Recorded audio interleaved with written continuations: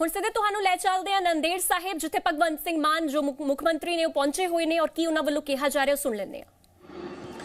मुझे बहुत खुशी हो रही है आज ये बताते हुए कि आप लोगों ने जितना मान सम्मान महाराष्ट्र की नांदेड़ साहब की संगत ने दिया वो कभी भूलने वाला प्यार नहीं है और उस प्यार की किसी करेंसी में कोई कीमत नहीं है। 350 साल श्री गुरु तेग बहादुर जी के समागम चल रहे हैं। हमने आनंदपुर साहब में बड़े समागम किए थे, तब भी संत समाज ने बहुत बड़ा योगदान उसमें दिया था।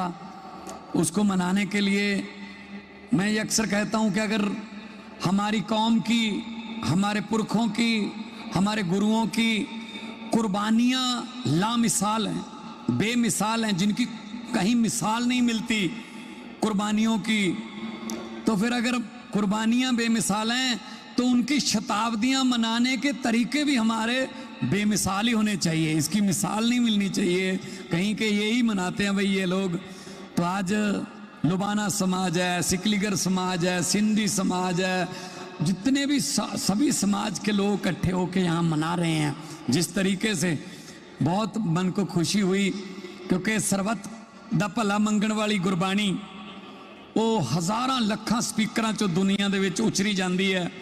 असी दुनिया का भला मंगण वाले लोग हाँ, असी देश कौम लई कुर्बानियां करने वाले लोग हाँ। अज भी अगर पंजाब बॉर्डर स्टेट है, अगर दुश्मन की तरफ से गोली आती है सबसे पहले पंजाबियों का सीना उसके सामने होता है। आज भी चाहे वो कारगिल की पहाड़ियाँ हों, चाहे वो जैसलमेर के टीले हों रेत के, बीकानेर के टीले हों, गंगानगर के, पंजाबी जहाँ भी जाएगा अपने देश के लिए मरने मिटने को तैयार रहेगा। तो ये हमें गुरुओं से ये प्रेरणा मिली है, हमारे डीएनए में ये कुर्बानियाँ हैं। आप जवान साहब, पूरी दुनिया में अगर कोई आफत आ जाए, कहीं तुर्की में भूकंप आ गया, नेपाल में कोई कुदरत की आफत आ गई, श्रीलंका में बाढ़ आ गई, वहाँ रेड क्रॉस जो है वो लोगों की सहायता करने के लिए पहुंचे ना पहुंचे या बाद में पहुंचे, लेकिन लंगर पहले शुरू हो जाता है पंजाबियों का जी, सबसे पहले।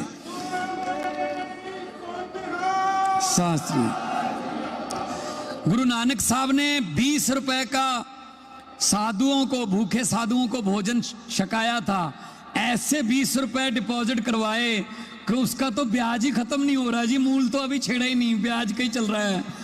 तो पूरी दुनिया में जहाँ जाएंगे आप, लंगर की सेवा सबसे पहले मतलब आपको मिलेगी।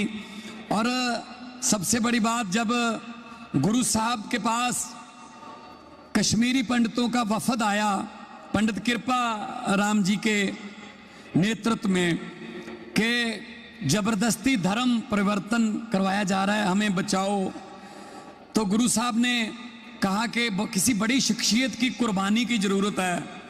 तो बाल गुरु गोविंद सिंह 8 साल के थे, वहीं खेल रहे थे, तो उन्होंने कहा पिताजी अब से बड़ी कौन शख्सियत हो सकती है। तो गुरु साहब ने कहा चलो, चले गए दिल्ली लाल किला में और बोल दिया उस समय के हाकम को, औरंगजेब को, कि अगर हिम्मत है तो मेरा धर्म परिवर्तन करवा के दिखा। भाई सतीदास जी, भाई मतीदास जी, भाई दयाला जी, उनके सामने, उनकी आंखों के सामने, गुरु साहब के आंखों के सामने उनको गर्म पानी के जो कढ़ाहे होते हैं उसमें उबाल के और आग रुई में लपेट के आग लगा के और शीश पर आरा चला के शहीद कर दिया कि शायद गुरु साहब ये देखकर डर जाएंगे, ये देखकर मान जाएंगे। लेकिन गुरु साहब ने कहा ये गुरु के सिख हैं, ये नहीं मानने वाले। तो फिर उसके बाद गुरु साहब की कुर्बानी हुई तो लखी शाह बंजारा जो था वो अपने घर पे गुरु साहब का धड़ ले गया। और धड़ ले गया, जब उस दिन बारिश बहुत हो रही थी, आंधी थी, तो पता ही नहीं चला उनको कि धड़ कौन ले गया। तो उन्होंने, लखी शाह बंजारा ने कहा कि शायद पीछे वो मुगल आते होंगे, शायद मुझे ढूंढते होंगे, तो उन्होंने अपने घर को ही आग लगा दी, इससे संस्कार कर दिया।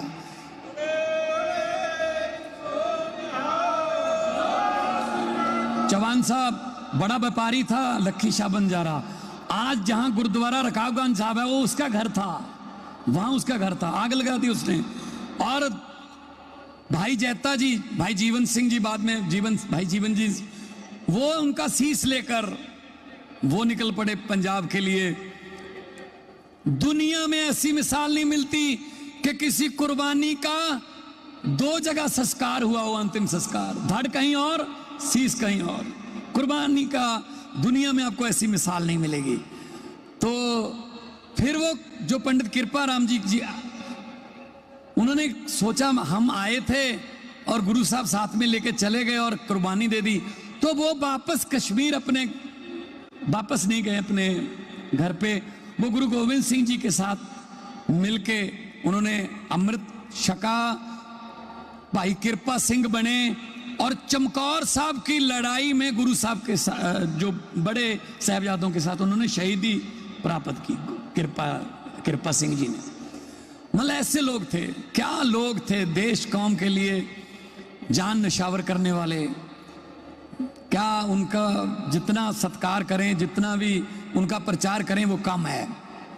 तो हम चाहते हैं कि गुरु साहब का, कुर्बानियों का आने वाली पीढ़ियों को भी पता चले, पाठ्यक्रम में पढ़ाया जाए, जो भी माध्यम हैं संचार के उनके जरिए दिखाया जाए कि हमारा इतिहास क्या है, हमारा जो विरसा है वो क्या है।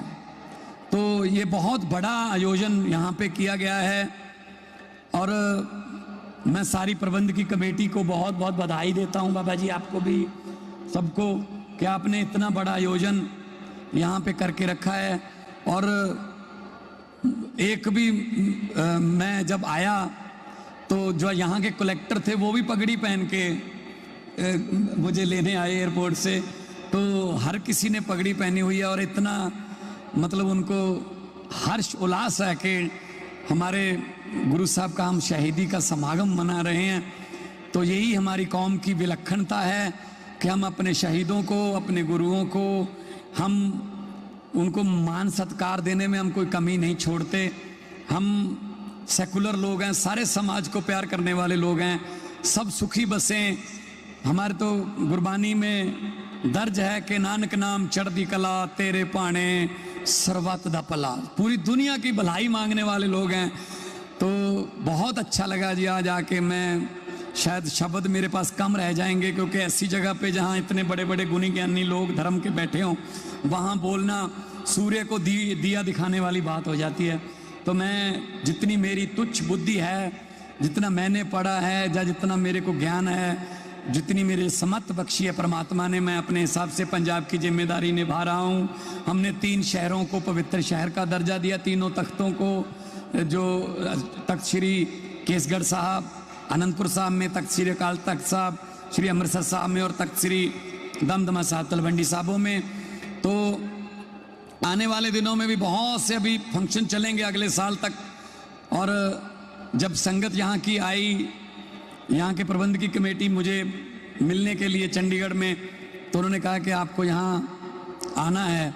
मैंने कहा जी ये मेरे लिए भाग्य की बात है, किस्मत की बात है, मेरी अच्छी किस्मत मैं कहूँगा कि मुझे आपने बुलाया है। और आके मेरे माता जी, मेरी माँ, वो तो लगभग हर महीने ही आते रहते हैं।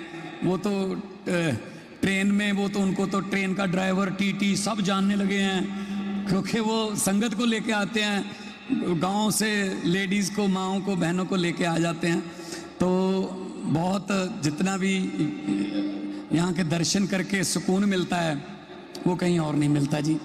तो बहुत, जो भी मुझे 2-3 आज जो पत्र भी मिले हैं चौहान साहब के, नांदेड़ साहब को भी पवित्र शहर का दर्जा देने की बात अगर सरकार तक पहुंचाई जाए। और पंजाब भवन है यहाँ पे, 2008 में पंजाब सरकार ने बनाया था, उसको बहुत अपग्रेड करना है, उसके कमरों की हालत ठीक नहीं है, वो भी हमने टूरिज्म डिपार्टमेंट में ऑलरेडी आज बोल दिया है और उसको भी अपडेट करेंगे। शानदार कमरे बनेंगे, यहाँ की संगत को कोई तकलीफ ना हो। बहुत सी संगत पूरी दुनिया से आती है। और वेरका जो हमारा ब्रांड है दूध का, वहाँ से घी आता है, वहाँ से प्रसाद आता है, पिन्नियाँ, पनीर, खीर आती है, तो उसका भी थोड़ा सुचारू रूप से करना है। वो पंजाब सरकार की मतलब कॉर्पोरेटिव एक एजेंसी है वेरका, मार्कफेड के अंडर है, तो उनका भी जो संगत यहाँ की कहेगी, हम कोई गुरु साहब के लिए खजाने की कोई कमी नहीं है। जहाँ से हम खजाना मांगने आते हैं उनके लिए हम कोई बजट रखेंगे। जब है ही गुरु का खजाना। वो मेरे दादी जी एक कहानी सुनाते थे, गुरु नानक साहब और भाई मर्दाना जी वो जा रहे थे उदासियों पे, तो जा रहे थे तो कहीं किसी गांव के सरहद पे बैठे, किसी गांव की जू पर बैठे गुरबानी उच्चर रहे थे गुरु साहब। भाई मर्दाना जी रबाब बजा रहे थे। गांव के लोगों को पता चल गया कि कोई रब का बंदा आ गया, कोई फकीर आ गया, सीधी परमात्मा के साथ लिव लगी हुई है, ये किस्मतें पलट देगा, इसकी संगत करते हैं। लोग चले गए। गुरु साहब ने कहा जी आप किधर आए? कहते जी आपके साथ चलना है। गुरु नानक साहब ने कहा हम सत्य के रास्ते पे चलने वाले हैं, सत्य के रास्ते बहुत मुश्किल होते हैं, आपसे चला नहीं जाएगा। कहते जी नहीं चलेंगे। कहते चलो। चलते गए, पैदल चल रहे थे तो रास्ते में चांदी के ढेर लगे हुए थे, इधर भी चांदी के ढेर, इधर भी चांदी के ढेर। जिनको चांदी चाहिए थी उन्होंने चांदी उठाई, बोले थोड़ा सा चलने से ही कितनी किस्मत खुल गई, चलो वापस चलते हैं। तो काफला आधा रह गया। तो गुरु साहब ने पूछा जी आप? कहते जी हम चांदी वाले नहीं हैं, हम तो साथ चलेंगे। कहते रास्ते मुश्किल आ सकते हैं। कहते आने दो। चलते गए आगे सोने के ढेर आ गए। जिनको सोना चाहिए था उन्होंने कहा हम चांदी वालों से थोड़ा अच्छे रह गए, हमें सोना मिल गया, वो चांदी लेके वापस चले गए, वो सोना लेके वापस चले गए। बंदे 10 रह गए। तो गुरु साहब ने पूछा भैया आप लोग? कहते जी हम सोना चांदी वाले नहीं, हम तो साथ चलेंगे। गुरु साहब ने कहा कि रास्ते मुश्किल आ सकते हैं। कहते आने दो। जब आगे चलते गए तो हीरे मोतियों के ढेर आ गए। वो 10 ने हीरे मोती उठाए। कहते हम चांदी और सोने दोनों से अच्छे रह गए। तो रह गया अकेला मर्दाना, भाई मर्दाना जी। तो गुरु साहब ने पूछा भाई मर्दाना जी आप नहीं गए? तो गुरु साहब को बोला, भाई मर्दाना जी ने कहा गुरु जी मैं नहीं जाऊंगा, मैं तो आपके साथ ही रहूंगा, मैं तो उनसे अमीर हूं। तो गुरु साहब ने पूछा भाई मर्दाना ना तेरे पास सोना है, ना चांदी है, ना हीरे है, ना मोती है, तुम अमीर कैसे हो? तो भाई मर्दाना जी ने कहा मैं उनको कैसे बताऊं जो सोना चांदी हीरे मोती लेकर अपने आप को अमीर समझ के वापस घरों पे चले गए, कि जो सोना चांदी और हीरे मोती बांट रहा है, जब मोई मेरे साथ चल रहा है तो मेरे से बड़ा खजाना किसके पास है, मेरे से बड़ा कौन?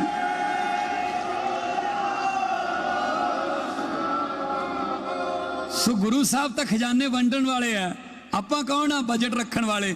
सो जो जिमें कहोगे, संगत कहूगी, बाबा हरनाम सिंह जी खालसा कहणगे, जिन्ना कमेटी कहूगी, पंजाब सरकार वालों असी अपने आप को किस्मत वाले भागां वाले समझांगे जे असी तुहाडे इस यज्ञ दे विच हिस्सा पा सकीए, साडा भी जन्म सफले दे विच कोई पुण्य लग जूगा।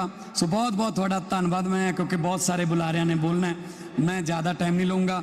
सारी संगत का बहुत बहुत धन्नवाद और सारिਆਂ ਨੂੰ ਇੱਥੇ ਨਤਮਸਤਕ ਹੋਣ ਆਏ ਹੋ। मैं यही अरदास करूँगा कि सारिਆਂ ਦੇ परिवार तंदुरुस्त रहन, चढ़दी कला रवे, तरक्कियां करो, अगे बढ़ो और गुरुआं दियां सिक्ख्यावां ते चलण की कोशिश करो। अगलियां पीढ़ियां नूं भी दसीए, साडे वल्लों जो योगदान होगा असीं जरूर पावांगे। एक बारी जयकारा गुरु साहब दा बोले सो निहाल। वाहिगुरु जी का खालसा, वाहिगुरु जी की फतेह। वाहिगुरु वाहिगुरु।